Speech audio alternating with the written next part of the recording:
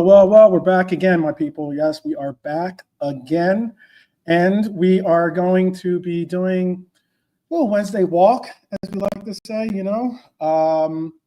It is, or Thursday walk, actually. It's like, no, it's not even Wednesday. It's Thursday, technically. Friday for some. But it is certainly something of a fun little episode that we're going to have, because we're going to go and talk about a bunch of different a bunch of things that are going on in the league. We're also going to try to engage in having you be in the conversation, of course, but also we might have a panel, we might not, but all the same, it's tougher now because Brian's got his own show now, so he goes on for marathon, episodes, sometimes 3, 4, if not 5-hour shows. So sometimes it's a little bit much to ask for him to be a part of the show, or not ask him to be a part of the show, but to expect him to be. When he is a part of the show, it's always a blessing. But yeah, he's always got a lot. He's made a lot of traction with his show, and he's doing well with it. And as always, we always support him as a fellow Red. So that is what it is. And also Lante's got a new gig, and JK is an hour 4. So sometimes it's a little bit difficult or hard to get the panel together sometimes, but when we do, we do. And if we don't, hey, I'm going to do my best to hold it down for all of us. So I'd like to say welcome back to everyone joining us again, all the Reds in the house. And if you're not a Red, welcome to you too. It is a place where we can certainly do fun banter back and forth. We don't go to the extreme sometimes, unless we're pushed to the extreme, of course.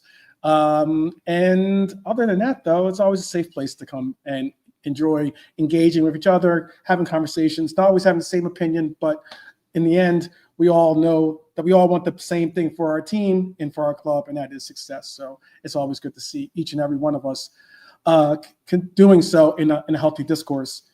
But like I said, it is Thursday, not Wednesday, and that means, despite the fact that a lot of us are probably expecting to see something that Crispy Sesh just brought up, I'm going to do my best to make this an ESAC-free, conversation,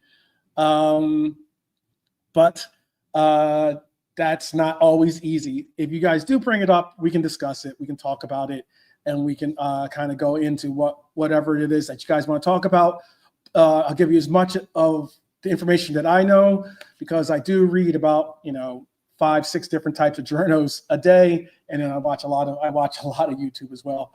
So I do keep myself abreast as to what's normally going on with the Reds, so I'm enlightened, or at least have some of the insider news, and then I can always, always pass it on to you so that you can be better informed, and also be able to take on whatever it is that we got to take on in some of these forums, because sometimes the forums can get really, really ugly, especially when you're on the forums that quote unquote have like no specific team affiliation, and it can get kind of ugly quick. But even though sometimes the ones that are affiliated with the teams, it can get ugly really quick.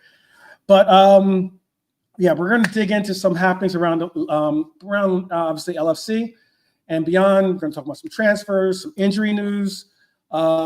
Yes, I know someone just asked about Gomez. I do have an unfortunate update for you. Some rumors, a few stories that just hit close to home for all of us as supporters. They're not necessarily about our team, but they're about maybe players that formerly played for our team. We'll be talking about Harvey Elliott's future. We're talking about Leipzig's push for him. We'll be talking about the Chiesa saga. We'll be talking about Malick Fofana and the rumors that are associated with him now. Newcastle's striker hunt. We'll talk about their team a little bit, simply because we're now interested to see if the dominoes will start to fall for them. I do have a story again about a player that wasn't a player directly. He wasn't a former Red, but a player that we were interested in taking into the Liverpool camp. But Unfortunately, we didn't work out the deal. Manchester City wanted too much for him. He ended up going to Spain, and that is Alvarez. I have a story about that. And of course, the big topic, like I said, Rodrygo, Liverpool links, plus we'll check in on Tsimikas, Gomez, a nod to Divock Origi, and yes, we'll tackle the elephant in the room, Jeremie Frimpong's injury and Konate's form and future with the club. A lot to take in. I know it's a lot that we're going to get into today. So I made a really, really big, super packed episode today because I don't know if I'm going to have a panel. So I wanted to have plenty to talk about, plenty to discuss with you, and definitely interested to hear what you guys have to say with some of this stuff. So grab your cup of tea or your pint or your glass of water. Maybe like me, I'm doing my water intake for today, because this one's going to be a roller coaster episode full of news, analysis, and some real talk, which is what we all came for. So let's just get started. First and foremost, not foremost, but well, it matters how you look at it. But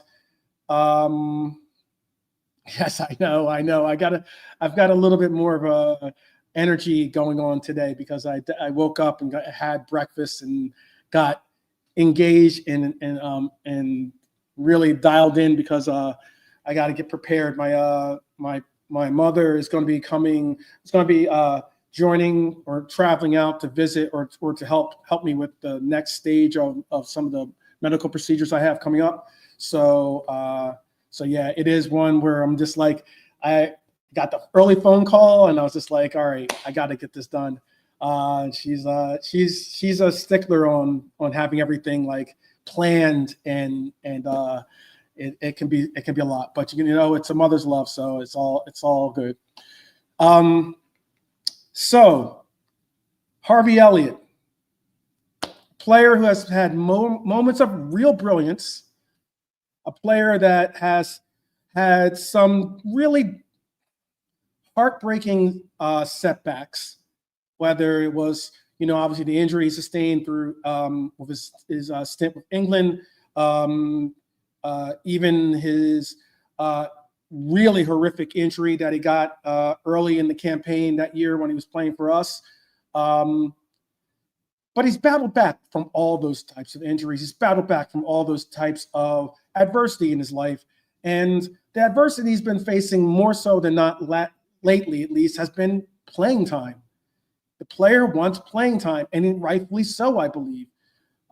Reports say Liverpool have a preference on keeping Harvey Elliott, which is really good to hear. I'm really, really happy to hear that apparently LFC is leaning towards keeping him despite the fact that he's not getting the minutes and the likes from this coach. And albeit he's gotten, Hail Mary type, performances and performed well for us. But reports say, again, LFC have a preference to keep him. RB Leipzig are still looking to bring the player in. I think, obviously, with Jurgen Klopp's influence, certainly, of knowing the player, knowing how dedicated of a player he is, knowing how much experience for a young player he has. An under 21, a U21 England squad, but possibly looking to push on to the senior England squad. RB Leipzig are circling for him, and especially if Xavi Simons is going to move from the team, they'll have a real necessary need to bring in a player of Elliott's stature. I put it out there that if we're going to see him move on from Liverpool, whatever deal we make, it has to have a buyback clause regardless. I know we're looking to sell him for about 50 million, but still with that 50 million, we're still looking to have a buyback clause associated with it. So that would mean most likely, even if we sold him for 40, if we sold him for 50, most likely the buyback clause will be right around that number of 50, if not 60 million to buy him back. It's a lot. It's a lot for a player to basically allow for him to go on loan or go on to another team and provide moments for that other team and create experience for himself, of course, but then have to pay again to bring him back. That's the possibly the reason why they're thinking now maybe we should hold on to him. But here's the reality. Elliott's not had an official offer. Multiple clubs have been looking at him. Leipzig think they can tempt him and apparently even agree to personal terms with him. That's what has been reported. But Liverpool's stance is pay up or Elliott stays, plain and simple. And again, we're looking at like about 50 million is what we're going to be looking for the player. I think that's a steal. I know some people might say, I don't know, 50 million. It's a little bit steep for a player that, obviously isn't good enough to get in or good enough to get into the first team at Liverpool. But let's be honest, he has been in the first team with Liverpool. He has played with the team significant minutes, whether it's been through, obviously like super subs moments or the likes. He was one of the most used subs when Klopp last year was here. But now maybe with some of the additions that we've made and with different coach, he's got to find his form and find his placing with the current coach. So I'll say this though. Harvey is still 22. He can play the U21s because he was under 21, I think, when the start of the year. But he's still developing. He has that fight in him, I believe. I think that he's got I personally think he's got a true Liverpool spirit amongst him, in that he's got that eternal never say die fight, never give up fight. He might not be first choice every week, but do we really want to hand him over to a Champions League team maybe like a Spurs or one of those teams that are circling to get him? And again, I've even come out to say that I wouldn't mind seeing him going to Spurs because at least he would get Champions League experience. Because I think that with Spurs, he would certainly start now that obviously Maddison is out for a significant amount of time. Dustin, I start your question. If you guys have questions or you have stuff you want to add or include in the conversation, put it in there. I do have an eye. I do have like that in the corner of my eye. I do try to read some of the statements. So I will be starring them and circling back to include them. But I'm not sure if he's really going to get a positive opportunity at this club at the moment. When you really look at the lineup in our midfield, especially with people clamoring to get a DM into our midfield, I don't necessarily know or think if we're going to get a DM personally, but in this window at least. But I know there are some that are clamoring to get a DM as a possible another addition to the team. Shout out to the streets, by the way. But I still would rather see him stay with the club, considering that he is not only a good player, I just think he has the right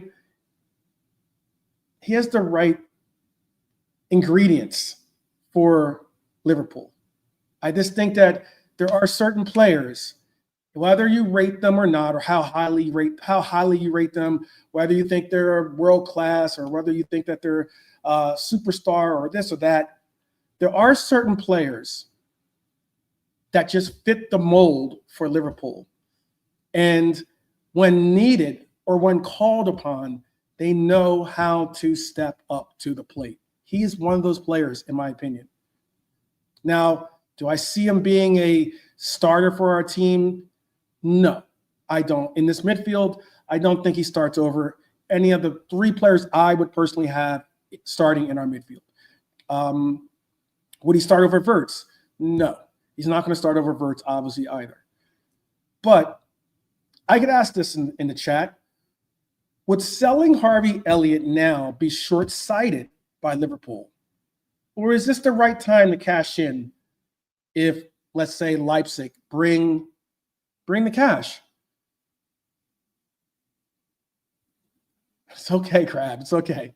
I already see you missed the disclaimer. This is going to be an ESAC free. This is ESAC free episode. So just so you know, I don't have I don't have anything really. I don't have any segments ready for ESAC.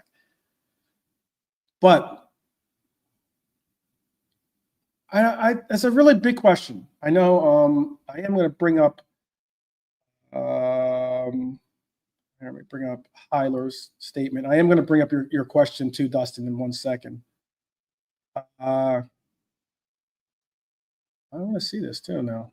I'll put this in there too. So Hyler is saying, so selling Elliott to replace with another type of midfielder with another profile, like more central, is possible, but Elliott is only 22 years of age, and we could convert Elliott to another position. It's a good question. I don't know if he has. I know we've seen him as a right wing. I don't know if he has it. Unfortunately, I don't think Elliott has the pace to be a right winger in the Premier League, at least. He doesn't have the pace to be a Premier League right winger.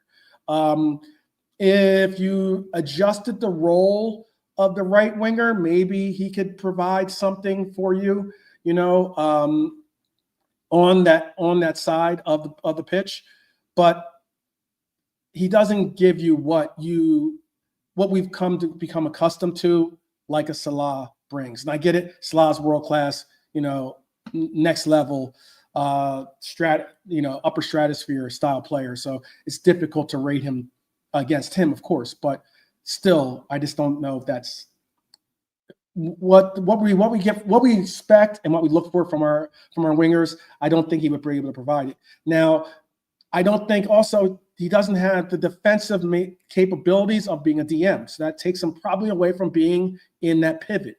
So that leaves the right or left-sided midfielder role for him to be. He is somewhat of a right midfielder. Obviously, he could be a 10. I get that. And he has played a 10 role. But it does make him have to be a right midfielder or a left midfielder. We'd all probably prefer to see him on the right side of the midfield. And I just think that we've got a pretty bad logjam at midfield for him to possibly spot in for that. And Hyler even went on to say, I have everything in spreadsheets, and when you look at the pure numbers, I find it hard to believe that we should sell Harvey Elliott. What's left in backup is just not enough unless you replace him. And then I think that's what he was going on to say with his other statement was him concluding his thought. Let's see. I did see what not necessarily a big fan of ringlets or but let's see. The streets say no, sell him with a buyback option. Okay. Red Armchair Supporter says if they offer enough cash, yes, then you're in. All right, I get you. Let's see. Let me see what else we have here.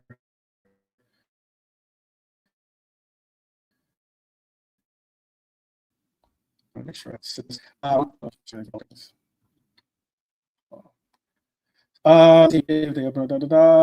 Trudon says, keep. We need the depth. Okay. Dustin says, for me, why not keep him? If I'm the coach, he's still number one on my first subs. Hard to replace. Spot on, Dustin. Those are things I say. If we played with a CM, I could be down with that. I just don't think that we don't play with a CM. That's the only issue, is that I don't see us really going back to a 4-3-3 and playing with more of a CM. And by playing with a CM, we would be taking away, obviously, that 10 role. I guess maybe if you revert out to that left side, you could play him in that CM. But again, I don't know about that. Red Armchair Supporter says, that's the thing, 12. If he was faster and taller, we wouldn't dream of selling him. Spot on, Red Armchair Supporter. Spot on. Dustin says, For me, why not keep him? If I'm the coach, he's still one. Oh, I said that. My fault. I already read that one. Rasta Crab says, you can't teach speed, unfortunately, for Elliott. You can't. Technically, you can't. You can't, technically. I mean, I always hear that comment, and I even said that. I used to say that myself, but I guess there are ways to pick up techniques to get like sprinters always can improve on their speed. So and then someone will say, oh, well, they already know how to be fast. I get that. He's not a sprinter by any means. Hyler says, but if we could get 40 to 50 million pounds, which is a lot of money, we could possibly get another player. But there is very little time left. And also, what will happen when Salah leaves for AFCON? You hopefully haven't forgotten that. I have not. Yeah, that's what I thought. Yeah, see, I knew some players do focus on that stuff. They do like the whole you ever see the players? They'll have like the parachute on their back, and they'll try to utilize the speed and running and stuff. That's usually how they try to obviously improve on the speed. But Mark, let me make sure I said that Dustin's comment, because I saw Dustin said, for me, why not keep him if I'm the coach? He's still my number one. I did say that one already. Mark, it seems like everyone wants to majority keep him. It seems like not everyone, but it seems like a good majority of you in the chat want to keep Elliott. Maybe for different reasons, maybe all with different reasons for why we would want to keep him. But it looks like one of the underlining shared reasons is because, is because we need the depth. He knows the system. He knows how to play in it. He scored, and we've seen how he played. He has technically been already replaced. He can bulk up. He could. I don't know if bulking up will do much for his speed, though. Usually when you bulk up, you lose the natural speed. Usually, when you bulk up, you get slower as opposed to faster. And big up, KJ. Big up, KJ. Definitely, KJ. If you're free, definitely the link is in the chat. If you're not, working or unavailable, definitely join the conversation. More than welcome to join the panel. Yeah, that's a good question. That's a real good question, Marc Guehi. Marc Guehi always with some really good comments. Why not give Elliott's minutes to Nioni? I think that's what this coach has been leaning more or progressing and leaning towards doing, to be honest with you. I think that he's preparing the team and preparing Nioni, especially, obviously Rio's going to get some minutes as well, but Trey's had one more year of being in our system and learning what to do amongst it, and obviously playing in matches for us. He started a League Cup game for us actually against Southampton. So I mean, Nioni's definitely in line to be that. But it's tough. There's only so many minutes to go out. I get that, and not only is there only so many minutes to share or give up or divvy up, but there's only so many players you can put on the pitch. So it is tough. It is tough. I hope that that's not the reasoning. And when you really think about it, I mean, you could technically look at it as Nioni and Elliott could be two of our future, starters eventually in our midfield. I mean, they could be. Big up in comma. Try and make a point to show my one and only member. Big up to you. Big up. Comments all the time. Says we need depth. I feel people just want to sell anybody who isn't in the first 11. It's been a weird situation with that, because a lot of players have been siphoned out.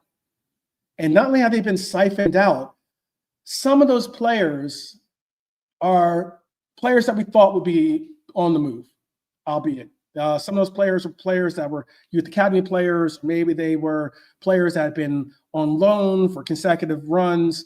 Some of those players have been players that were maybe even pushing for their own exit. Maybe were pushing to leave the team, or even players that had their time with the team had come to an end and they were just looking to move on. But we've seen quite a bit of turnover for the club. We have seen quite a bit of turnover.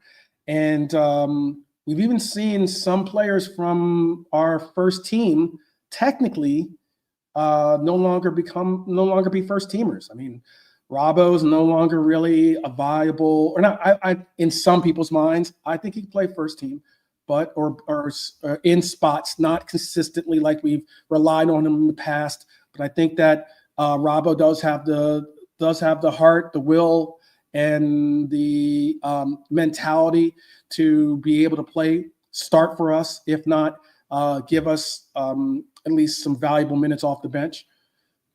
But Robbo's no longer a starter. Obviously, Trent's left the team. We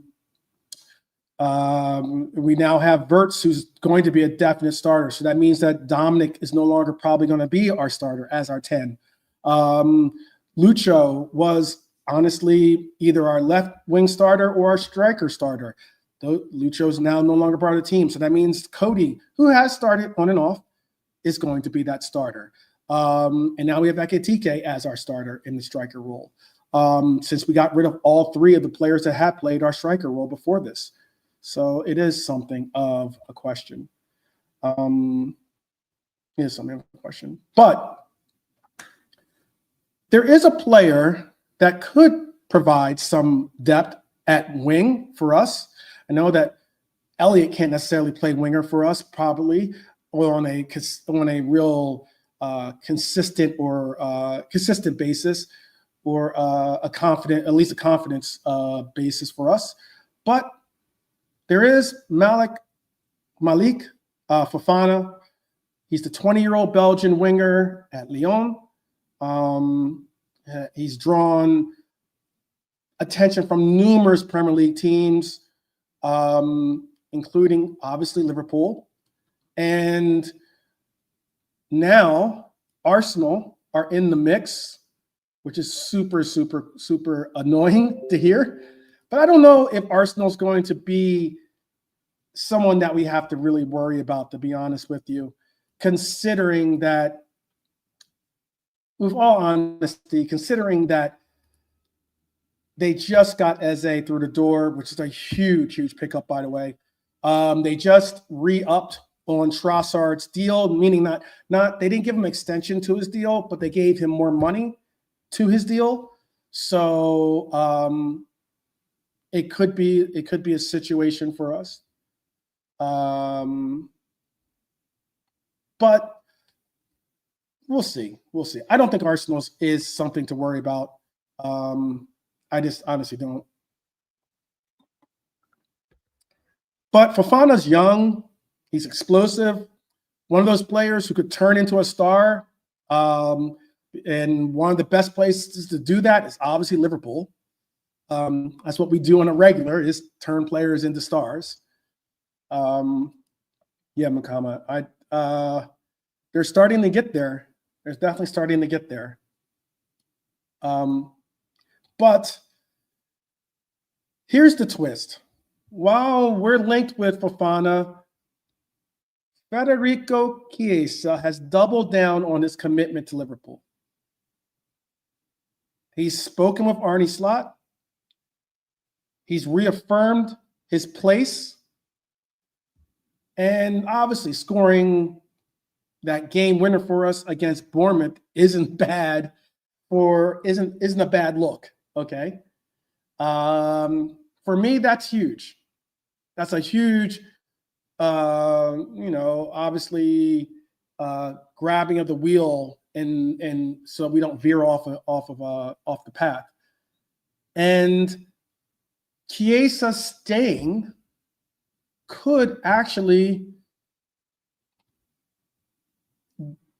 mute the Fofana pursuit. Because Liverpool don't stockpile wingers without moving one out primarily. And that's a real question. Like, would you prioritize investing in a young talent like Fofana? Is Fofana the player that we should invest in? Or are you like me, and are you going to put your faith or continue to have faith in Chiesa and the existing wide talents that we have? Because, I mean, he's a young talent, but we just spoke on one of the young talents before. Well, not Trey, but Rio is certainly a player that I'm not looking to get serious minutes, but I am looking to see involved in some aspect of our team, whether it's League Cup games or the likes. But I'm asking you, would you prioritize investing in a young talent like Fofana? Or do you put your faith in Chiesa for another season at least? You know, give him. The last season was a season that we utilized it as being anything we can get out of Chiesa would have been fantastic, but it was more so for 12 million. It is a virtual, hey, do your rehab here. And if you're able to get something, if we're able to, get something from you, fantastic. If we're not, then we'll look to either move on, double our money most likely, or since you're now healthy, or take the player and utilize him for our team. I have some Rodrygo news, so don't worry about that, Adam. I got you. Adams says he would keep Chiesa for another season at least. Hopefully he becomes good and we sell him for 60 million next year. Okay. I can understand what Mukama is saying as well. Chiesa is injury prone. Now, I know that I don't know if he is injury prone per se. I'm willing to see if he can stay healthy. I know that you could easily say he's injury prone. I get that. But Chiesa, just as Marc Guehi is saying, can play any position on the front line. He can even play the 10 if you really wanted him to. But Chiesa could play left wing, right wing. He could play, obviously, a false 9. You see him play that. And we were just talking about it. If Mohamed Salah is to leave, not if, but when he leaves for AFCON, that brings up who do we play in that right wing? Naturally, Chiesa was always supposed to be that right wing alternative. He was supposed to be the right wing player that we would bring in if we were subbing out Salah. Yes. I think that's good too, by the way. I think it's valuable to have another Italian speaking player on the team that can help Leone somewhat get settled in. I don't know how strong Leone's English is. I know Chiesa speaks English and both English and Italian, obviously, but it does make a real difference. It does make a real difference. And who knows? I'm hoping I have alternative motives. I'm hoping that Chiesa and Leone can go and holler at Bastoni. Who knows? But that's a whole different story. Let's see. What Hyler's asking, what backup do we really have at left winger or even right winger, central attacker as a number 6? Well, I don't think he'll be a number 6, but we're in central midfield. So see where I'm going? I see where you're going. All right. Red Armchair Supporter says Slot probably wants to ease Rio in with easy minutes, no, not pressure scenarios. I understand that much. Pressure makes a diamond. Oh, hey, there's some players that really do thrive under pressure. Maybe I thought maybe maybe we would have seen him in that position for. I thought we might have seen him in that position for the Charity Shield or Community Shield, but obviously that was apparently too big of a situation for him. Let's see what else. Dustin says he won't lie. Trusting Chiesa after last year is hard for him to understand. I don't know why. Why would you say that? He only had one. He had one slight setback really last year. Other than that, he was pretty much available. It's just like he just wasn't getting the actual calls to service. Let's see. Kama says, our depth have problems. Most are injury prone. Jones, Harvey, Joey G, I think he means, and Chiesa and Bradley. Okay. Okay. I don't know where Lee Wizkid's going with this next comment. But anyway, I don't know, fellas and lads and ladies. I don't know. I absolutely do like Chiesa as an option. I think that he could be a valuable player for us. I really do think he could be a valuable player for us. Give you a little bit of a, there you go.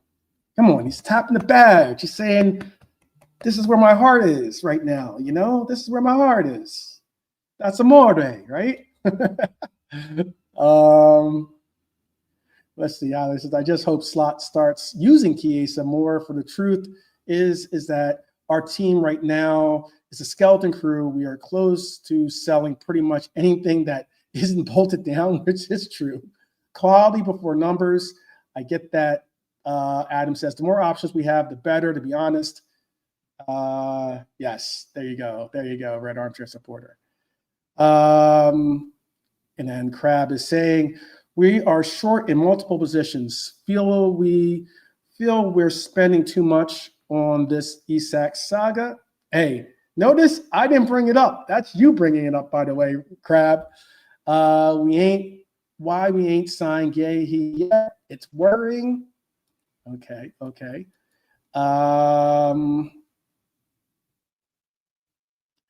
This is Trudon with the yeah, brother. Okay. Trudon saying unpopular opinion. This is his opinion. This hasn't been a good transfer window. Wow. Okay. And elaborate. Define why you think it hasn't been, Trudon. Not saying I'm not judging your opinion. It's your opinion. But elaborate for us. Tell us what are the parts and points of what you think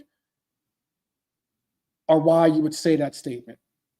Because I do have some points I can understand. There are some points that I can understand why some would say that. I know friend and family of the show, JK, does not believe it's been a good window for us just yet. And I understand that. And Mukama apparently is right there with you, saying we sold too many players. Rasta Krabs sounds like he's with you too. He says, I kind of agree with him in a way. It's been a Hollywood window. Okay. Lee says, better than the three before it, Trudon.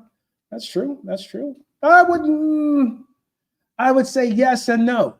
Yes and no. Yes and no. Because the three summer windows before this is when we did pick up McAllister, Endo, Dom, and Graf. I think that was possibly, I understand that there was probably other positions that we could have gone for or we could have strengthened in other areas, but I honestly think that with pure depth and when you look at it now, I think that was one of our strongest windows in the last 10 years, maybe, for us. I say 10 because I think that pushes that takes us away from that Ali and VVD window, I think. But yeah, I would go as far as to say maybe like less. I'll say less 5 years easy. I'll say the last 5 years. How about that? To make sure that I'm not overlapping. Let's see. Can't keep players that want out, and we dealt with a tragic loss. We did. We absolutely did. That was something uniquely, seriously to consider too, by the way, because it is something that you have to look at.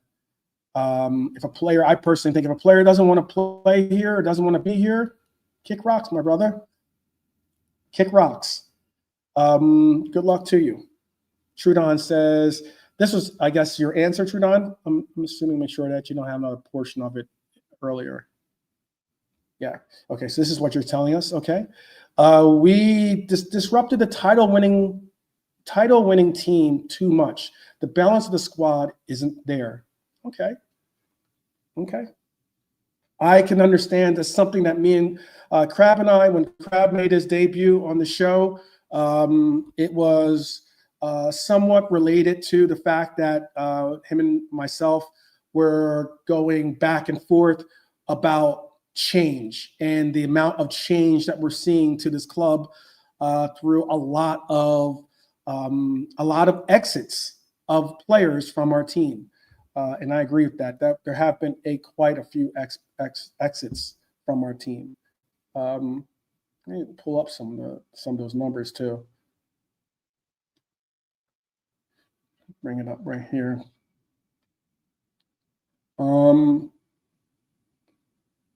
Actually, go with departures. Whoops.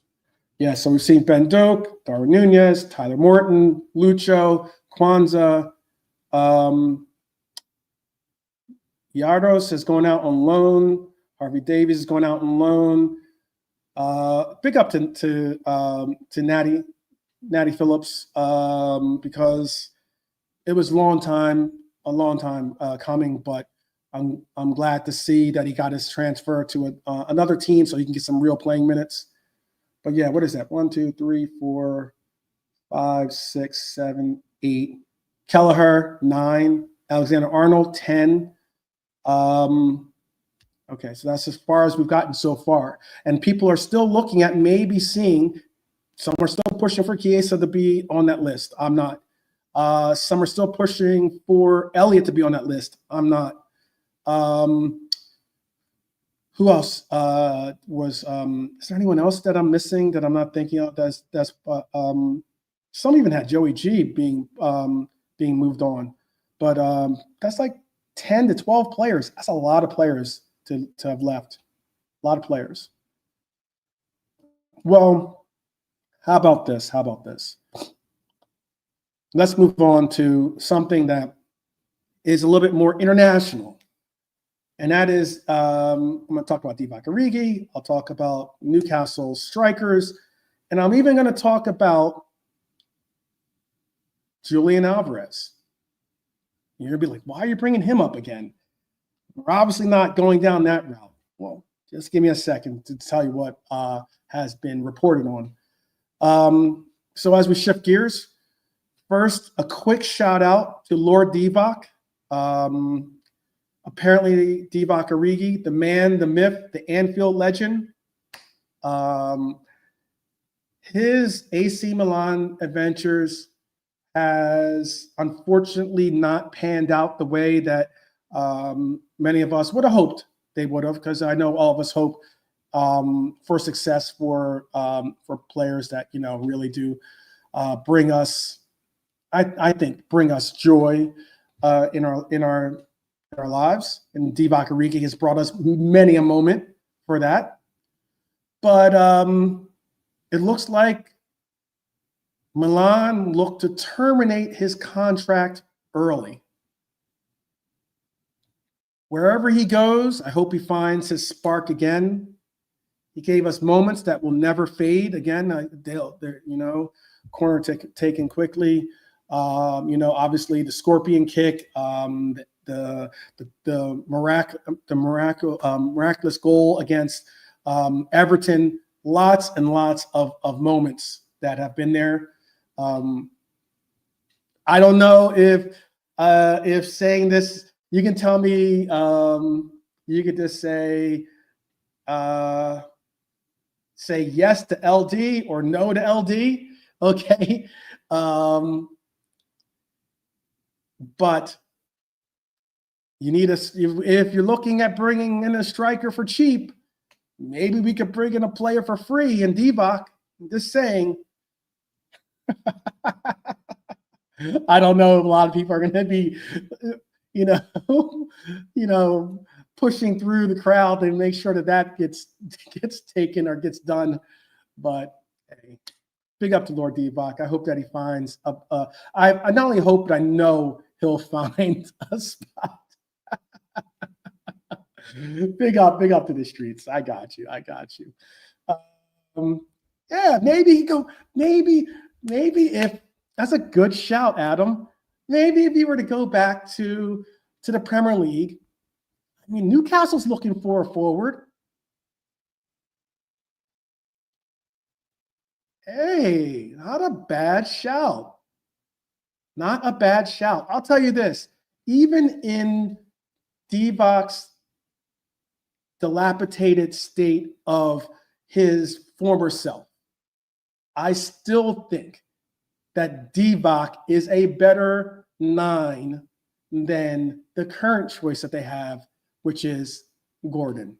I'll be as bold to say that. But anyway, oh man, no thanks. I got you, Crab.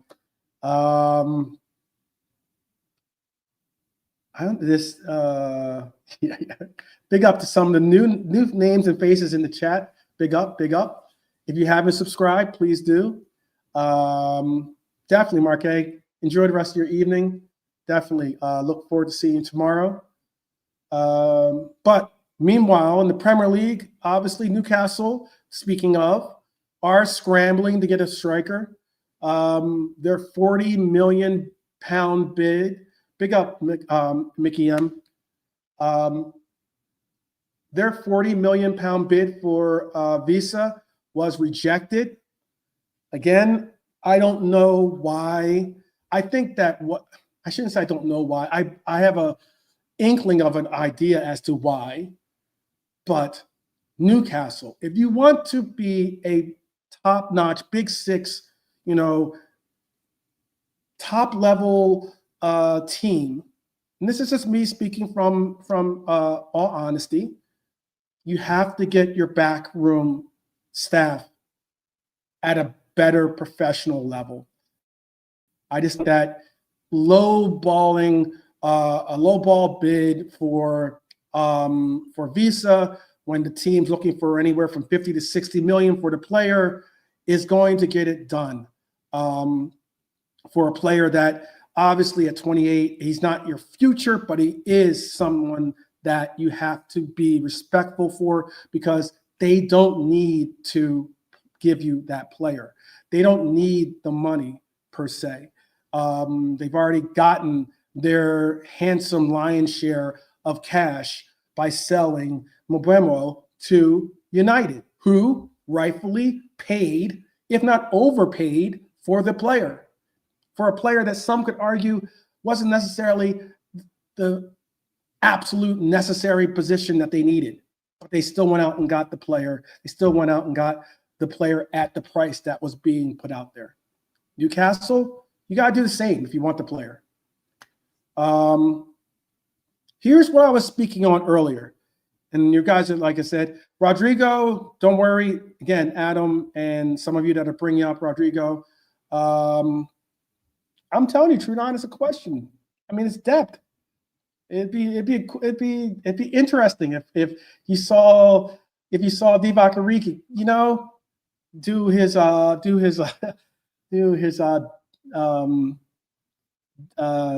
Daft Punk and say one more time, who knows? But some of you might be saying, and I will have Rodrigo as a talking point, but later on in the show, there's been a report out of Spain that really, really made me notice and at least perked something, because there's two Spain's reports out of Spain that really got my interest. This is one of the reports I saw from Spain, and that was that Julian Alvarez regrets moving to Atletico. His camp basically said Simeone doesn't know how to handle superstars or stars in general. I'm calling him a superstar, but doesn't know how to handle stars. Could this be an opportunity for Liverpool to revisit Atletico Madrid and say to them, hey, you have a disgruntled player that doesn't necessarily like playing for your club. I'm sure he's brought it up, or I'm sure you've dealt with the situation. Alvarez is a world-class forward, in my opinion.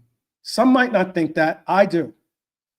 I mean, the guy plays for one of the top international teams in the world in Argentina. But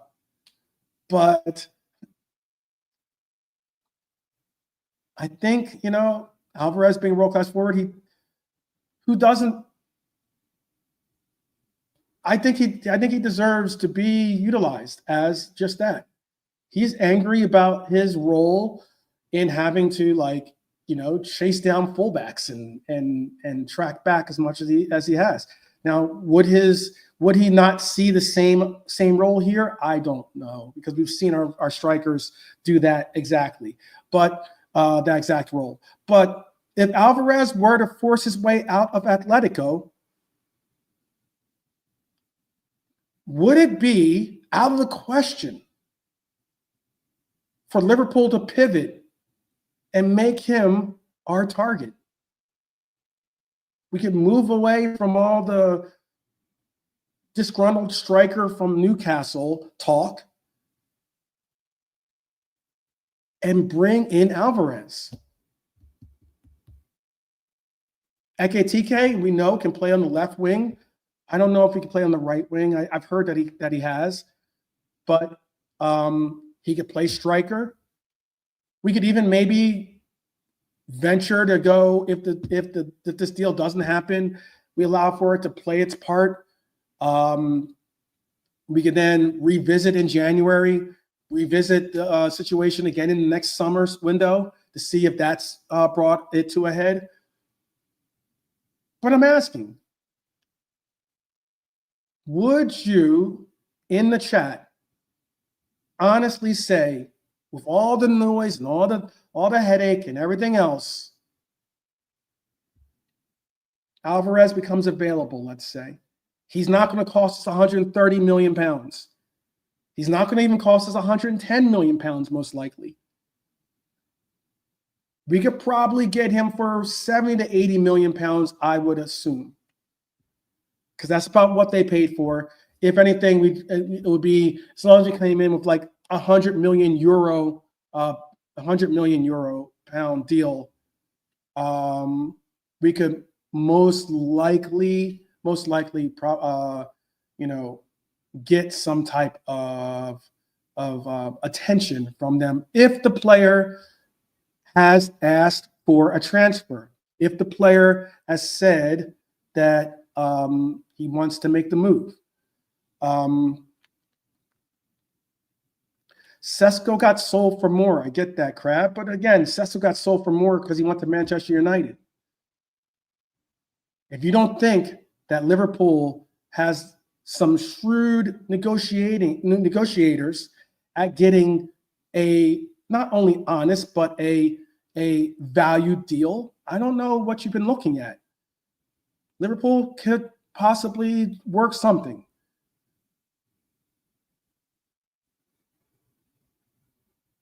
But hey, that's all your opinions. I get it. I get you. Let me bring this up. Let's see. Because I know that we did offer something like, I think like 60 or 75 million or something around there. Let me see.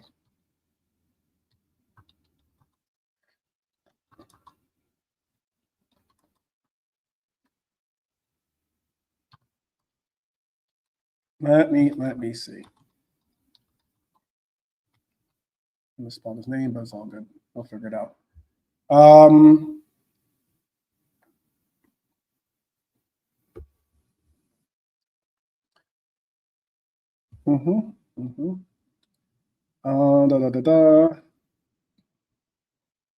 think if we get him for 100 million, I think we could offer 100 million euros, and that at least becomes a conversation point.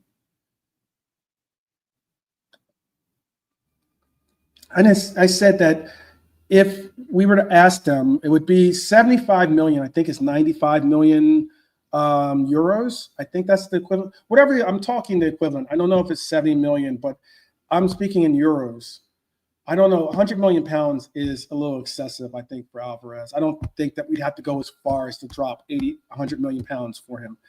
I honestly think if we were to come in for a deal for 100 million euros, not pounds, euros, if not to 120 million euros, I think then that's where you'd see the deal get made. As long as they made some type of profit, I think they would be interested. If you have a disgruntled player, and I know that, like, we've seen Atletico Madrid do it before. If a player has, if Simeone has a problem with the player, or the player has a problem with Simeone, or and they're a disgruntled player, then you'll see movement being made in Atletico Madrid. You've seen players get sold before. That's what I'm trying to hint at. I'll star your question because I'm about to get into, I'm getting close to the Guehi conversation. Let's see.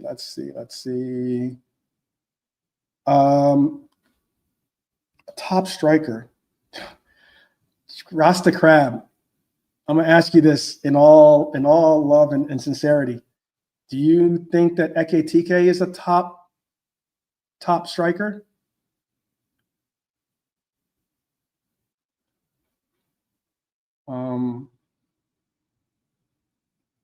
That's a real sincere question. I do. He's definitely made some type of interest. Because, I mean, 70 to 80 million is what we paid for him. We paid like 70 to 80 million. You talk about Sesko, or not Sesko, some of the other strikers have gone for 70 million. All right. Top prospect. Okay, that's how you look at him. All right. Well,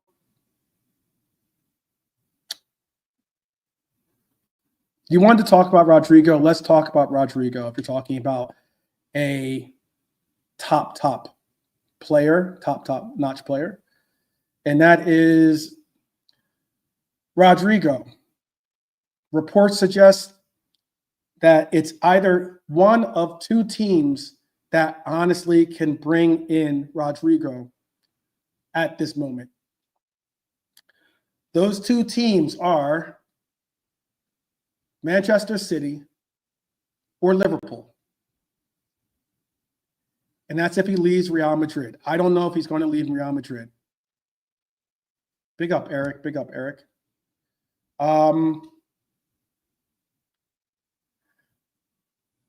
This could be a very big story.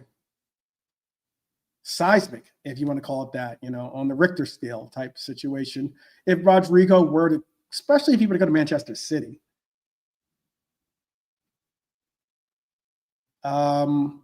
However, Rodrigo is a pure class, top-notch player. Young, skillful, obviously Champions League proven, plays for his national team in Brazil. Obviously, that's high levels because Brazil always has some of the most incredible talent you can think of. But let's be real, this isn't going to be a cheap deal. Real Madrid will demand some insane money for this deal to go through. And Liverpool have already splashed a lot of cash already. We're already keeping some of that cash that we've recouped to possibly go in for a particular player, two particular players possibly in the Premier League. So is this even realistic? Or is this more like, because we know how Real Madrid is, they tend to spin, they use their tabloid entities in Spain to spin and do their work in trying to get the narrative out there that the price is this, that it's an accepted amount. But I can tell you this. Rodrigo at Liverpool would change our attack overnight. Having Rodrigo, who possibly would maybe get preferred treatment even over Chiesa, who's been here for a year. But having Chiesa and Rodrigo as our options, as the wing choices for our club, would be groundbreaking.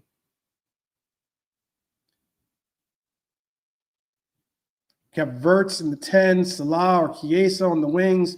You have Isak through the middle, maybe, or you have Ekitike through the middle. That's pure nightmare fuel for every club in Europe, not just Premier League, in Europe. I would say, I see a lot of you talking about Rodrigo. Is Rodrigo your dream signing? Is Rodrigo your dream signing? Or is it really just unrealistic fantasy? Is it really unrealistic fantasy? Should Liverpool even try to push for this one to go through? CJ likes Güler over Rodrigo. I think one of the reasons why Rodrigo is unhappy is because, not only because of Güler, because Güler is eating into his minutes as even being a sub, but you're also seeing he's not being looked at as being a part of that front three, that dynamic three of Mbappe Jr., obviously, as a part of that. And let's see. Arnie would never bring in a player he didn't want. Oh, that's certainly true. Certainly true. You would hope so. Let's see. Adam says he'd take Rodrigo, but not his dream signing. I got you. Mbappé's your dream signing, of course. Yeah.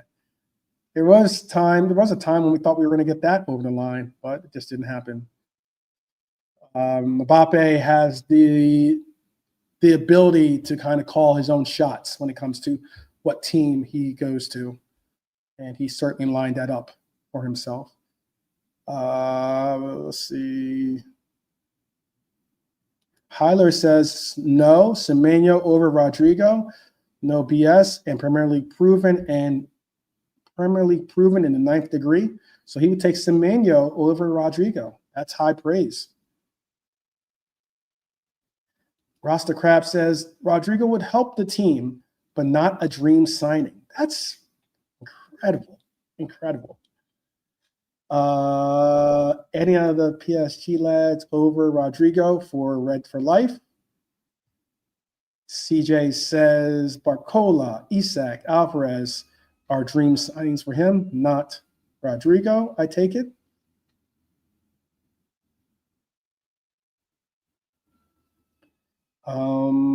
Dustin's asking, let's be serious though. If Rio isn't really the guy for slot, who replaces Diaz then? I think that Rio will be the player that eventually is our starting left wing, but it'll take time for him to be the given player. He's saying Krava for PSG was a dream signing that we never got across the line. Americans love their bonuses, so perhaps FSG can offer Rodrigo a solution he will accept. Maybe. A lot of people, or some people, are agreeing with you, I think. Here, let's see if I just messed that up. Oops. Refer Life agrees with you on Carava.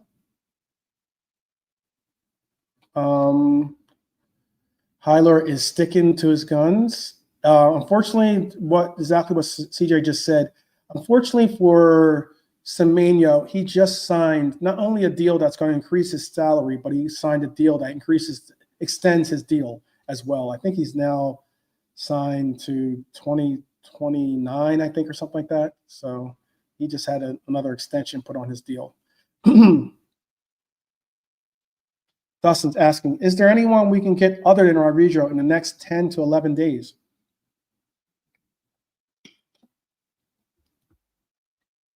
There are. It's not going to be easy. There's plenty of deals that get made on the final day of the transfer window.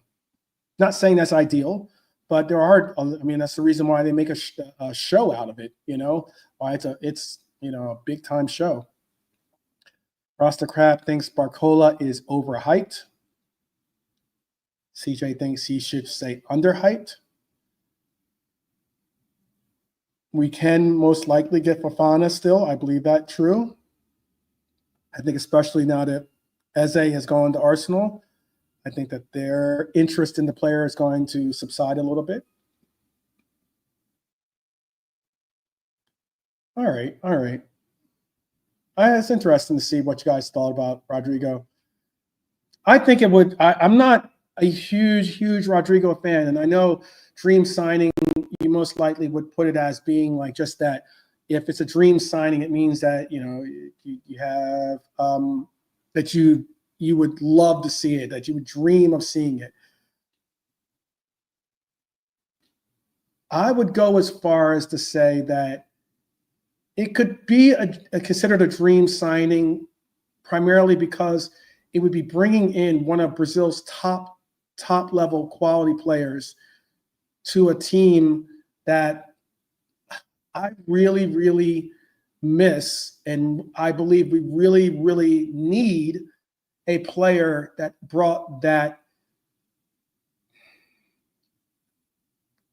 I'm trying to think of what that South American flair of being able to hold on to the ball, control the ball, dribble. Obviously Diaz isn't from Brazil, so he's not doing samba. But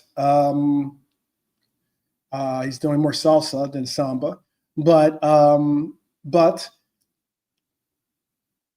it's still that South American flair that I would like to have. And DJ, come on now, let's not get crazy. Richarlison everyone can have their opinions, but Richarlison is not better than Rodrygo. He is not better than Rodrygo. In my opinion, at least. All right. Well,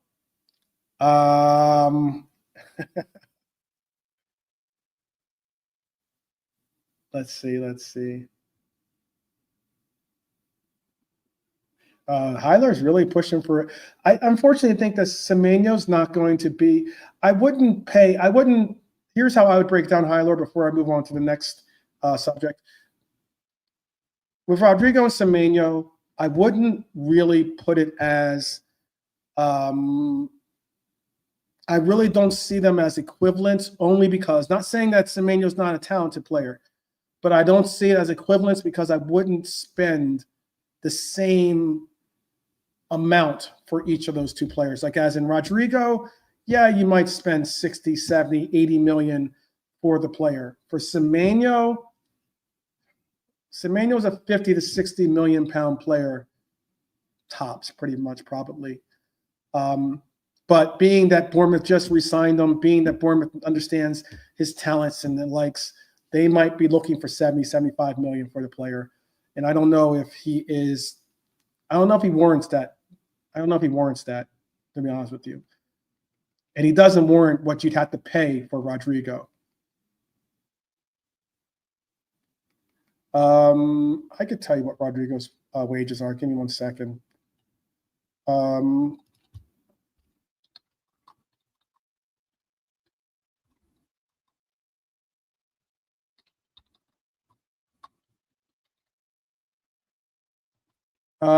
Let's see. Rodrigo makes £200,000 a week. He makes about £200,000. I'm rounding off. He makes £202,717 a week. That's approximately what he earns weekly. He makes about £10 million a year, if you want to know. So yeah. Would I pay Rodrigo $300,000? No. Would I pay him $250,000? Probably not. Would I pay $220 for Rodrigo? Yeah.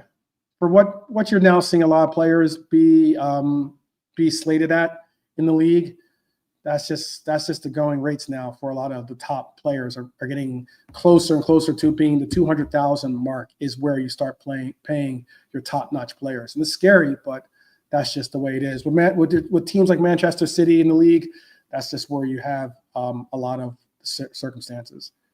And your Chelsea's are more like Chelsea's wages aren't ridiculously high to the point where they've got like a bunch of players that are making £200,000-300,000, but they have a bunch of players that have long-term contracts, and it kind of balances that out as to having the ability to know that you're going to make that kind of money for an extended amount of time.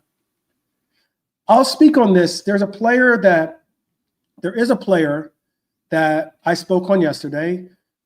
Speaking on the streets, there's a player that I had to emphasize that there is interest in this player, despite what the streets might think, and that is Kostas Tsimikas might be on his way out.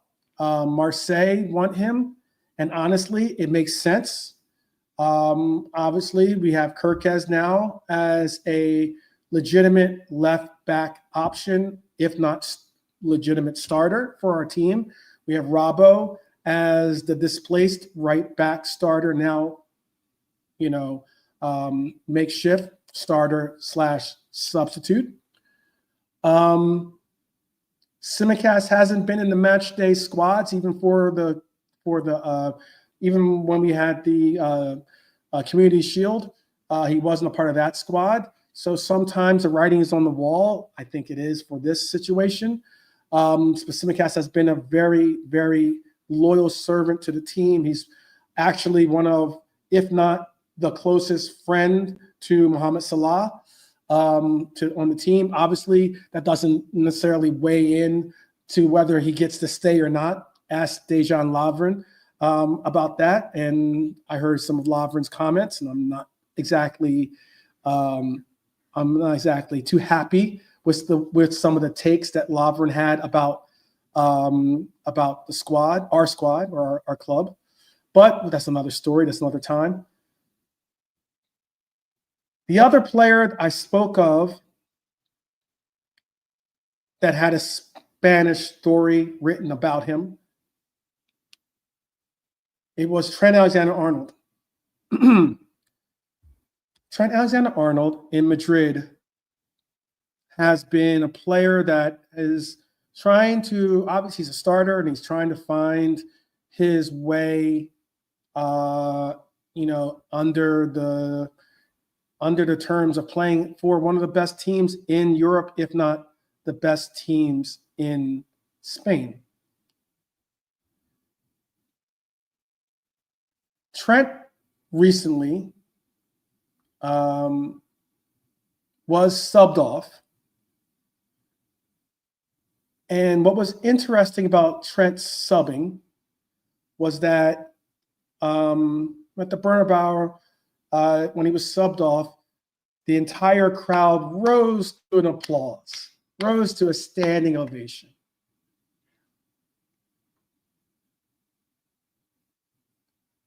Some pundits in Spain are saying that they don't believe that Trent is at the level that he played at for Liverpool. I know that's possibly more so, that's more so probably pundits that are very, very critical of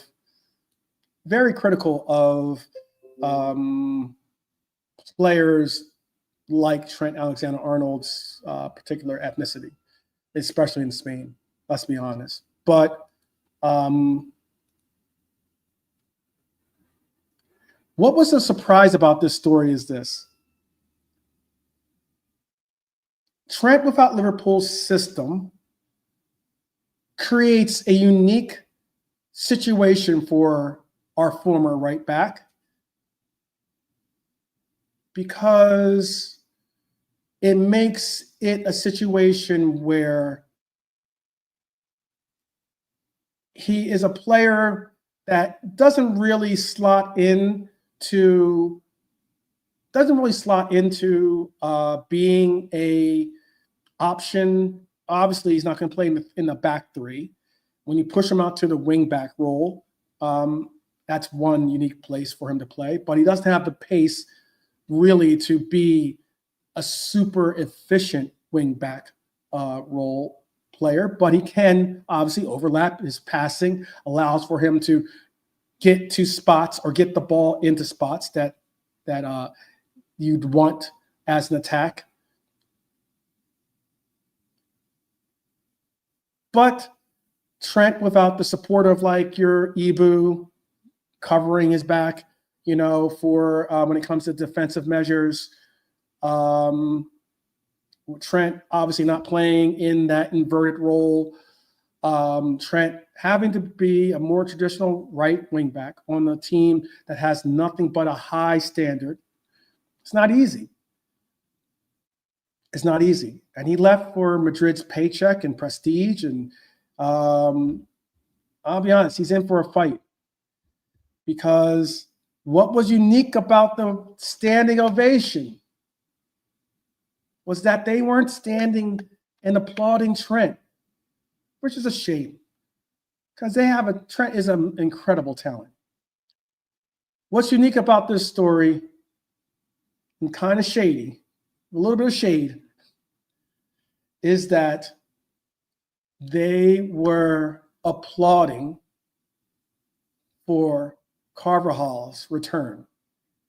And rightfully so. The players battled back from a horrific injury. He's a absolute Los Blues legend when it comes to, and I'd go as far as to say legend, for their team. He scored some amazing goals that have lifted him to some incredible victories. He's obviously played a established role in a team that he's been a vaunted player for them.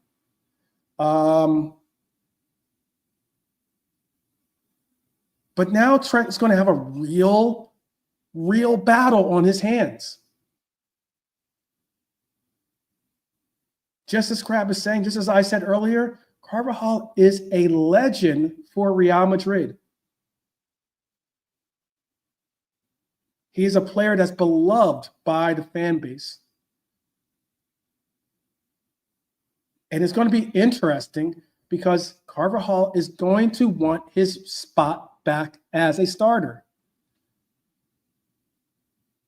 And it's a real question.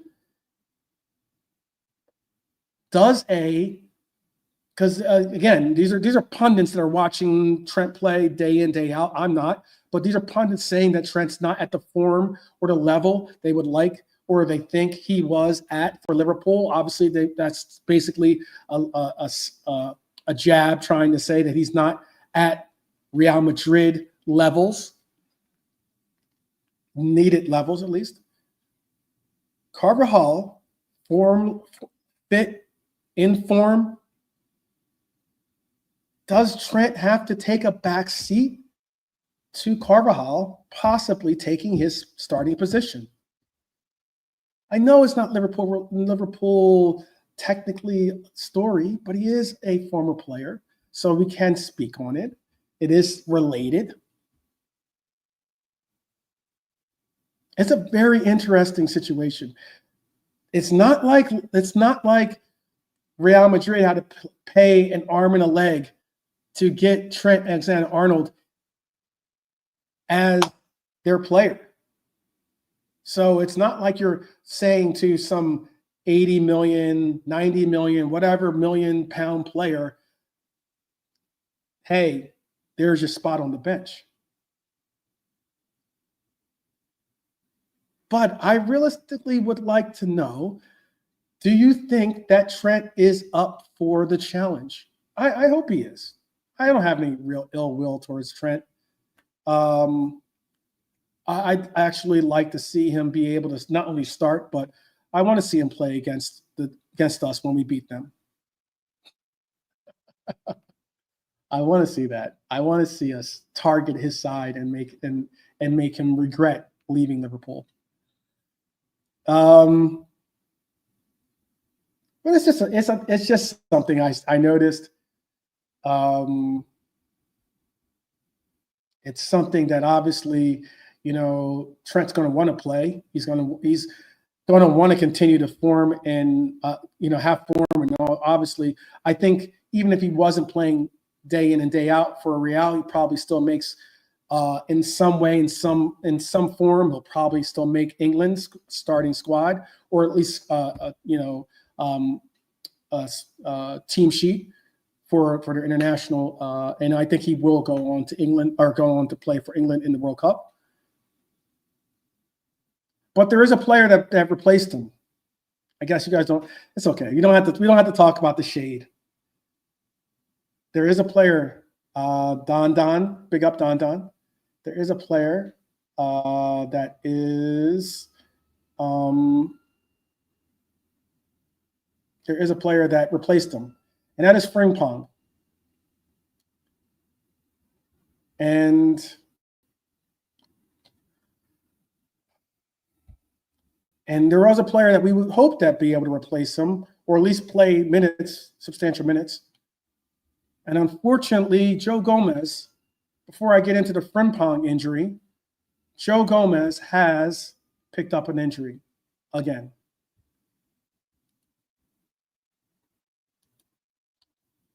That's why you saw my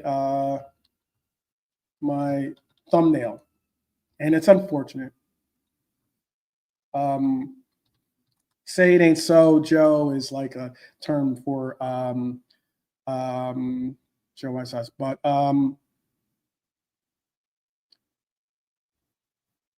he reportedly did pick up another injury in training, I believe. And that's kind of it's not good. Look, the Joe Gomez saga with his injuries is super unfortunate. And there was a report that said that he's gotten another injury in training. Now, I don't know if it is a serious injury enough that it's going to keep him out of the lineup. If it's just something precautionary, but that was a report, and it was something that was like kind of unfortunate to hear. I'm hoping that Joey can get back to his that he can get back to his form. Like, I don't know about you guys, but Joey's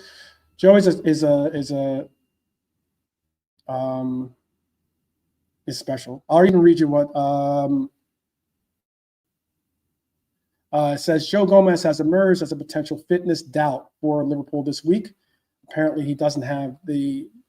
Joe Gomez made a long-awaited return from injury to feature against Bournemouth last week with a late cameo. Slot has confirmed that Gomez has missed 3 days worth of training, but is hopeful of having a defender available to face Newcastle. Joe Gomez is definitely, quote, this is what he's saying, he's definitely one of them, but for him to already play 20 minutes, this is already quite a lot for him.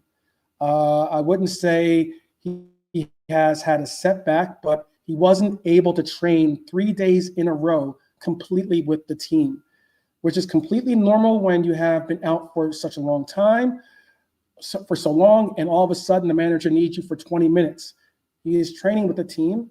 So let's see where he is on Monday. That was the question I put. These are direct quotes. And if he can be involved with the team, let's be honest, he's not going to be a starter.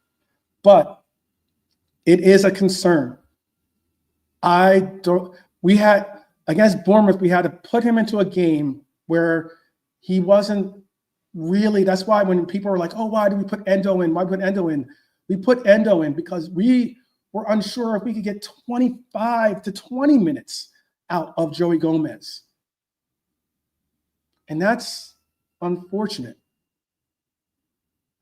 That's unfortunate.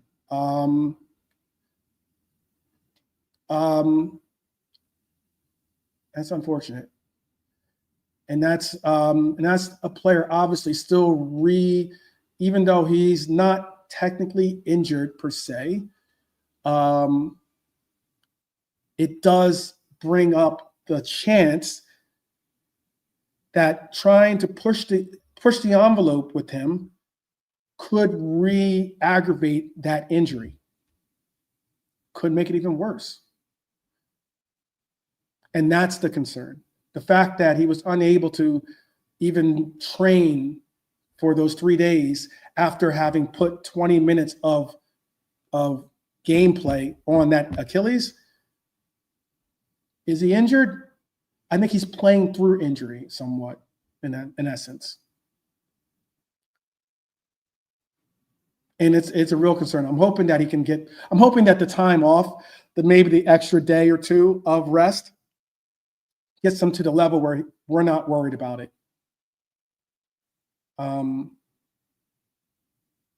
But it is a concern because Jeremie Frimpong is out, and he will be out. He will be out until international break. He will be out until international break with his hamstring issue. That leaves us short at right back. Obviously, with Bradley just coming back. Why I make a point about Gomez's unavailability possibly for us as being serious is that we are now going to be forced with, not many of us want to see Endo in at right back, starting right back for us. Not many of us, I think, are at that point. Frimpong is a no-go. I just told you he's going to be out until after the international break. So that leaves us with Bradley, who is training, but is now coming back off an injury. And that leaves us with a somewhat still rehabbing, trying to get his fitness, trying to get his form back, Gomez, as a makeshift player that we would have to rely on possibly on the bench and hope that we're not pushing him to a extreme that triggers an injury that we don't want to see. I don't want to see Joey. None of us want to see Joey G injured. But that's why I'm bringing it up. We have a serious concern at right back. Slot has to juggle players. You might see Dominic Szoboszlai start, in my opinion, possibly at right back. You might see him start at right back for us. I don't know how many people in the chat want to see that, much less are even remotely accepting seeing that as an option. But that's what we might be faced with if Conor Bradley isn't in form to do the job. And even so, why you might go with Dom is simply because Do you think you can get 90 minutes out? I don't know. I'm not there at practice. I'm not there at the training grounds.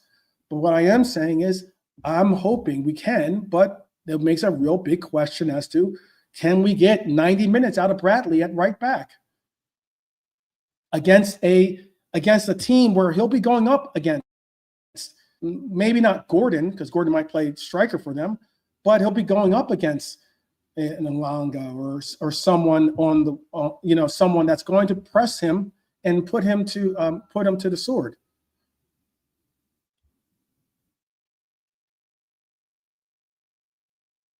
And again, love Endo, but I don't want to see him playing right back against Newcastle. I keep it 100. Keep it 100. Love Endo, but don't want to see him at right back against Newcastle. Some teams he might be able to fill in that spot, but he's not going to be able to do that against. I don't want to see him having that duty, especially for what we ask of our right back now, as bombing forward, helping out in the attack, those kinds of things, overlapping with Salah, having to track back, consistently track back too, because we don't rely Salah to be a feature of our defensive measures. And then you have one spot over Konate. What are we going to do with Ibu? Right? Oh, man. Jamie Carragher basically said some ugly stuff about he really tore into basically Ibu after the Bournemouth game. Some would say rightfully so. Some would say maybe he's being too harsh.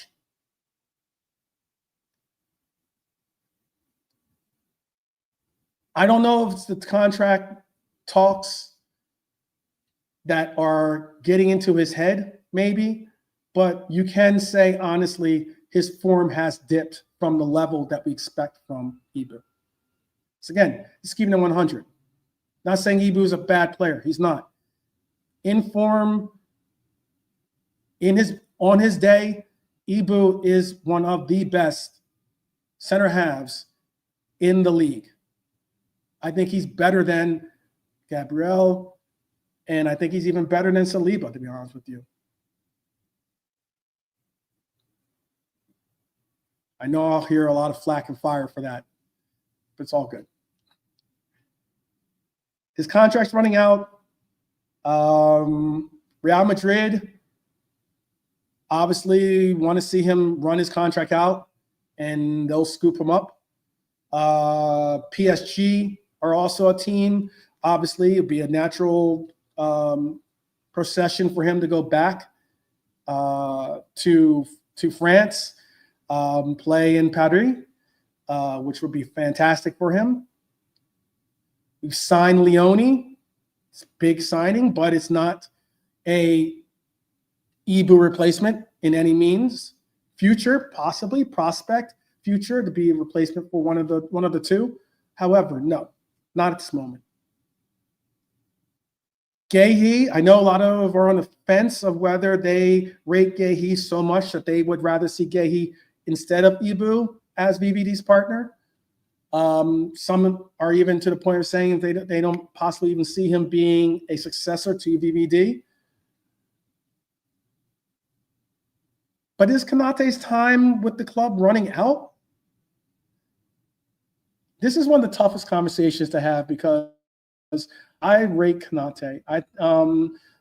There was once a time when Konate was talking about wanting to be the Liverpool captain, take on to be in essence, to have that same role as VVD, and be possibly even Virgil's heir apparent.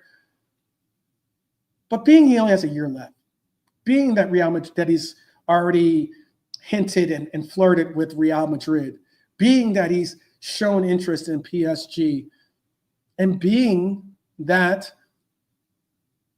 we could be bringing in some viable candidates to really be Virgil's successor, if not Virgil's new partner.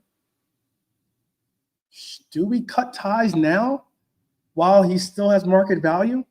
Because the longer we wait, the less market value he has. He only has a year left.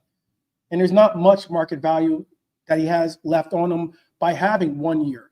You think that we're talking about, I got into this conversation before, but Guehi and Ibu both have 1 year left they're in the last year of their deals.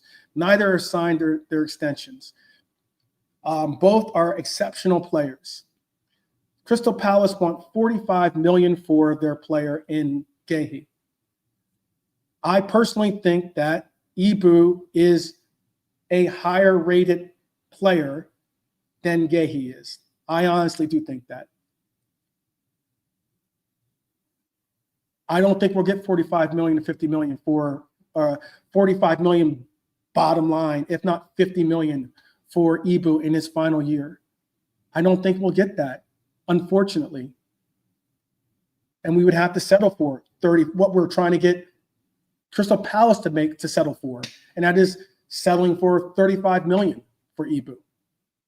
And that's why it's a very difficult conversation to have, in that, is it worth just saying, again, we're just going to eat the contract of a player that has had world-class level market value?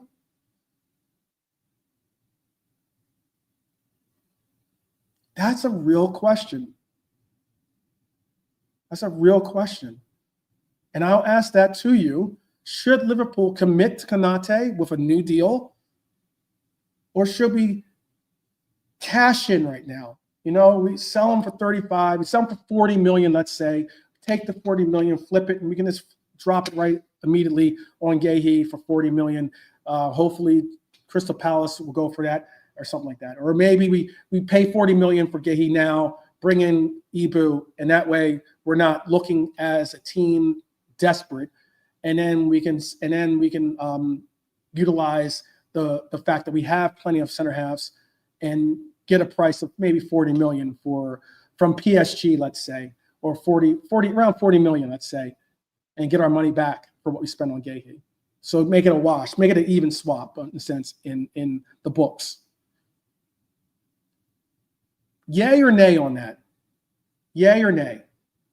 Cash in on Konate? Yay or nay? Tell me yay or nay. Mickey M is saying, we need to act professional here. Get Guehi first, then we will see. We haven't been doing that with a lot of players, though, Mickey M, to be honest with you. It's the reason why we, at one point, we're very low on our strikers, very low on our left wingers. We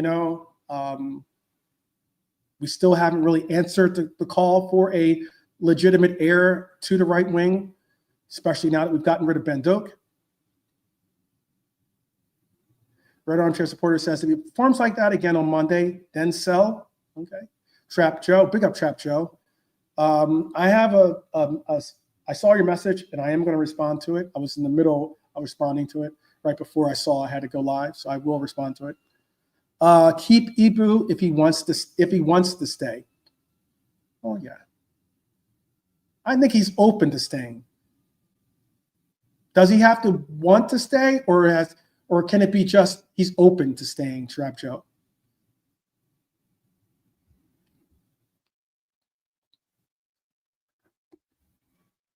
High Lord saying Nottingham Forest have confirmed the signing of Douglas Luiz from Juventus. Luiz joins on an initial loan deal with an obligation to buy if certain conditions are met. That is a big time deal for Forest. It's a big deal for them. They're honestly going to really want to make a real run in Europe, and I think they are going to honestly want to make a real run. Let's be honest, they're not winning the Premier League, but they're going to really want to make a real run for getting back into the top four. If not, that is That is considering that we don't have a top 5 situation again. I'm still looking. A lot of people are saying only if he wants. So Trap Joe saying if he wants to stay, okay. Again, I keep that option out there to say if he's open to stay. I mean, he's open to stay. We know that he's open to stay. He's open to negotiations. But, I mean, he's also, it might, for him to be open to stay, he might be looking for a big paycheck. Mickey M said that we need to get Guehi first before we even consider that. If he were to get Guehi, then Mickey M, would you then say, yeah, he needs to go? In one way, it is like getting both Hugo and Isak with Ibu and Mark.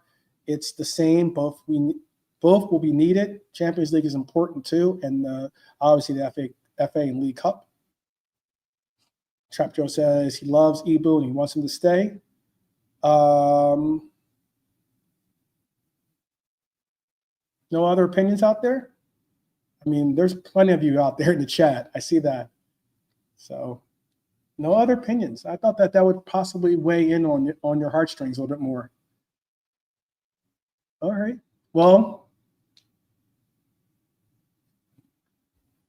if we were to get Marc Guehi, that's the angle to it, and there's been some predictions and there's been some angles for it. And that's a big question. If Gomez can't give us the minutes or give us the form that we need, it's going to be serious. But there are pundits out there saying that Guehi's Palace exit could be easier if they crush Fredrikstad in Europe. That's an interesting perspective. If Palace get their result, Guehi's move to Liverpool might accelerate, because obviously then it means that they'll be getting the money for they'll be obviously going through, because I think it is still a playoff, so it means that I think they play a home and away. But if they are to move on in Europe, then they'll obviously be getting Europe money. If they lose, different story. Then all of a sudden they're not getting Europe, and that's why, like, I don't know why it would necessarily make. I mean, it might make it a little bit easier to say, hey, this could be a big cash windfall for us, and that we'll be getting Europe money and we can get money for Guehi.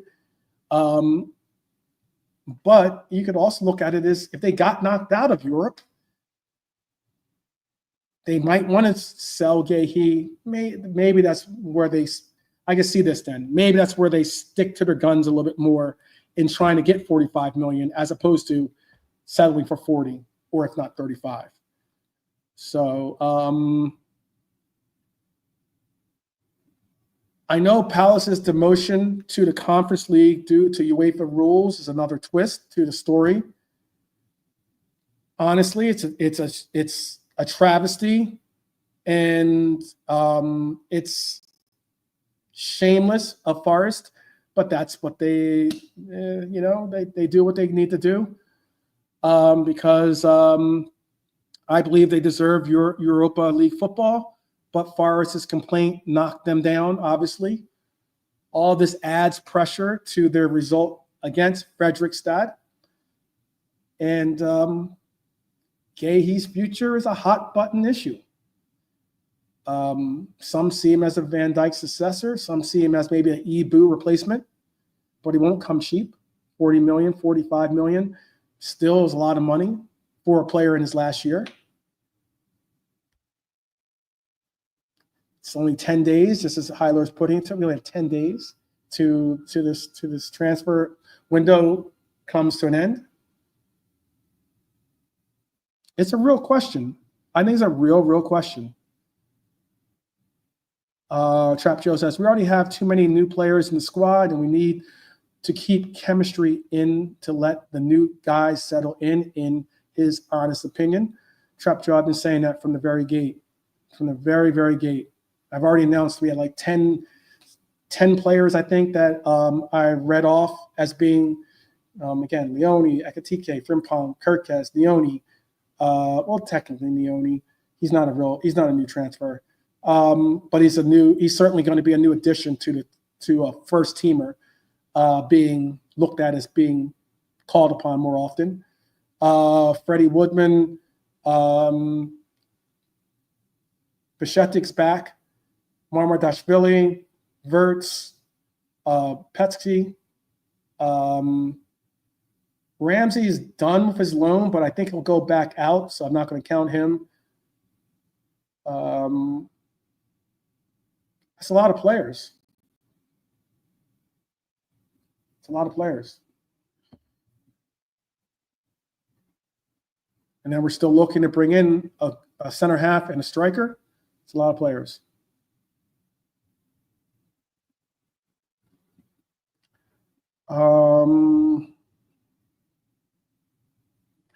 Fully focused Ibu is worth keeping. And I think a fully focused Ibu, a fully committed and focused Ibu is, again, one of the best center halves in the league.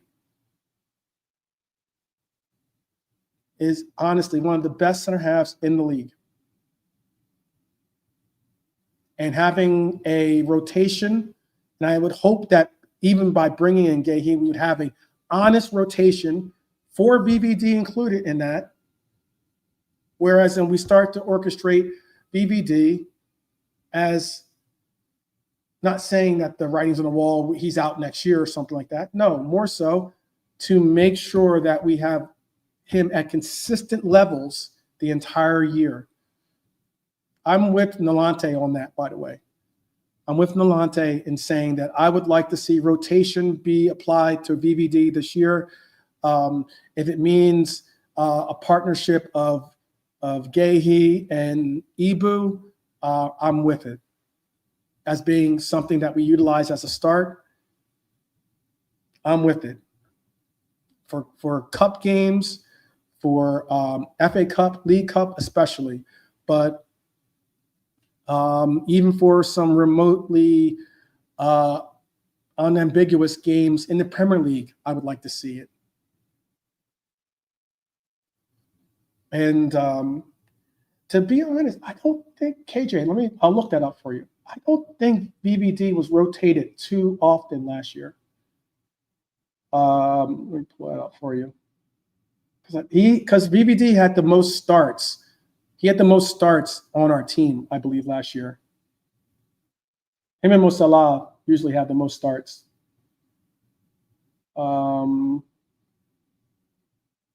Last year in the Premier League, there's 38 games in the Premier League. He started 37 games for us in the Premier League last year. He had 3,330 minutes played in the Premier League last year. It's a lot. It's a lot of minutes. You calculate that with the fact that it's an international. It's an international year, or it's such an important international year for him. I'm sure he's going to want to stay healthy for his possibly one of his last go-arounds with the Dutch team. I'm sure he's going to want to stay healthy. He's going to want to stay focused, so he can not only play at his top level for us, but also play for his top level for Holland. So, but I think we need to rotate him, and I wouldn't mind seeing him get rotated on some games. I'm still interested to see who our vice captain is. That still hasn't been announced, which is very interesting. I don't know who our vice captain is.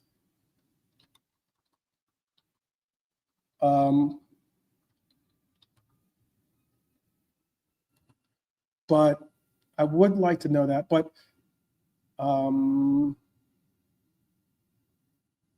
yeah. And I think that the vice captain is saying here that Liverpool confirmed Andrew Robertson as the new vice captain.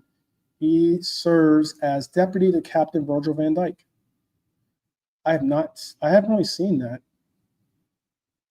I'll have to double check and look and confirm that. I'll have to certainly confirm that, but the rumors are that was like a week ago. Yeah, KJ, it's a week ago.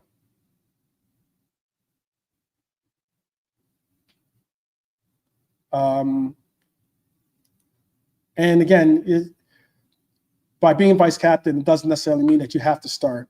You don't have to start to be vice captain. But it's an interesting one. I'll look more into that. That was, let me see, what are you saying here? KJ saying that was the rumor. And KJ says he hopes it's Robbo. Mickey M says Endo, maybe, I think. Yeah. That'd be great if Endo was our vice captain. I'd support that. Mickey M is asking, is Dan's leaving for Newcastle, or is this only a fever dream I've experienced and heard the other night? I don't think Dan's is going to. I don't believe he is. I don't believe he is. I would think that he would probably be going to Sunderland more so than Newcastle.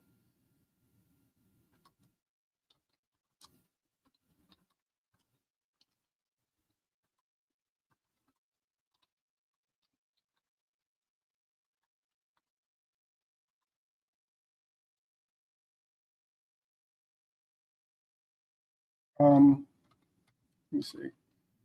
I'll see. See if I can find that out. I don't think he is, though. I have not heard anything about that.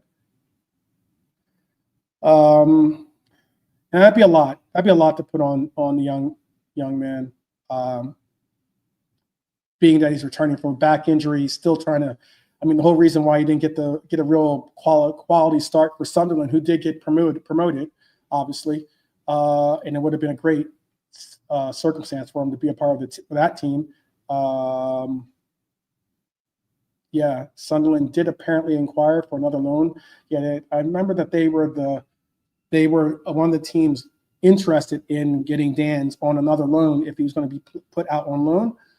I think that'd be a fantastic situation for Dan's, considering that Sunderland is in the Premier League. Obviously, he won't play against us. When we do play Sunderland, he won't play against us.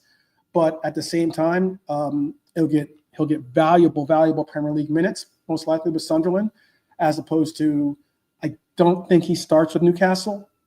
I don't think he'll start with Newcastle. With Newcastle, he would be their project player.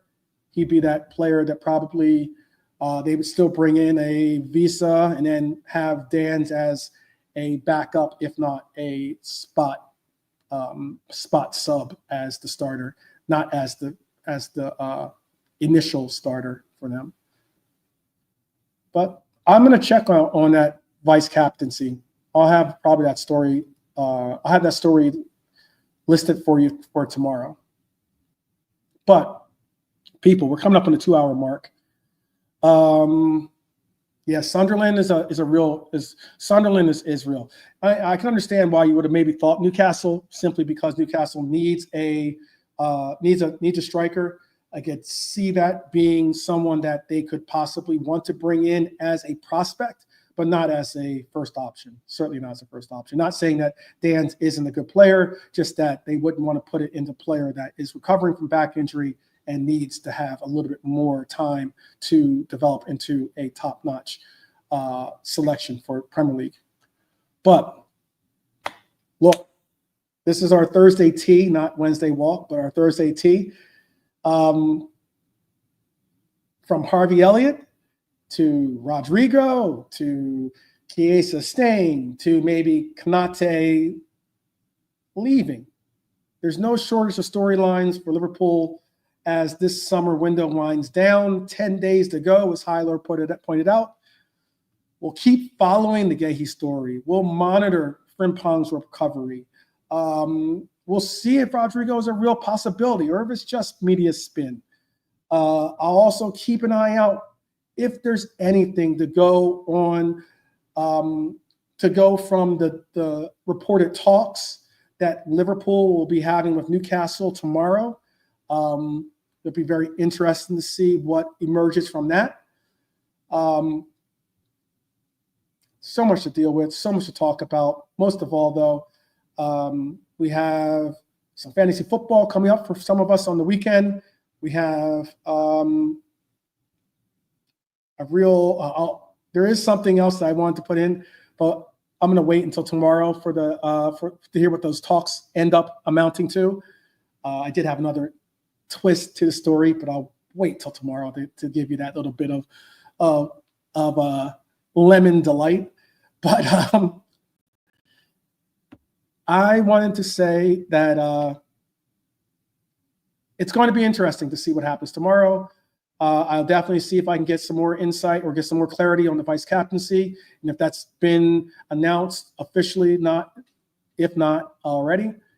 I'd like to say thank you for the enormous number of people that joined us today. This is one of the, without having a raid occur, this is definitely one of the largest audiences that I've had the pleasure of seeing, and it's something that's encouraging to see. But I'd like to thank each and every one of you, whether you're a Red or not. Thank you. If you're a Red, especially, much love. But also to those Reds or to those non-Reds out there, thank you for joining as well. Don't forget to hit the like button, people. You have to primarily hit that 50 like threshold. I think that's the reason why we've gotten such a great showing today on the stream. By doing so, it helps YouTube pushes our show out there to invite more and more to join the conversation. Subscribe if you haven't already, obviously. Drop your thoughts in the comments. Like I said, I'm in the middle of answering Trap Joe's question, or not question, but comment. If you leave a comment, I'll do my best to always get back to you with more than just a like or a heart or whatever. I try to actually answer or engage with it. It's not something you see every day, but I do my best to do so. And tell me what you think about Harvey Elliott, keep or sell, Konate, extend or move on, Rodrygo, real or fantasy. As always, you'll never walk alone on this channel. I truly do mean that. I really appreciate the support. And if anything, anytime you're thinking of going on your travels, always recognize and understand up the Reds each and every time. We'll be back tomorrow. Again, hope that you're great. Have a great day. See you guys tomorrow. And as always, big up, big up.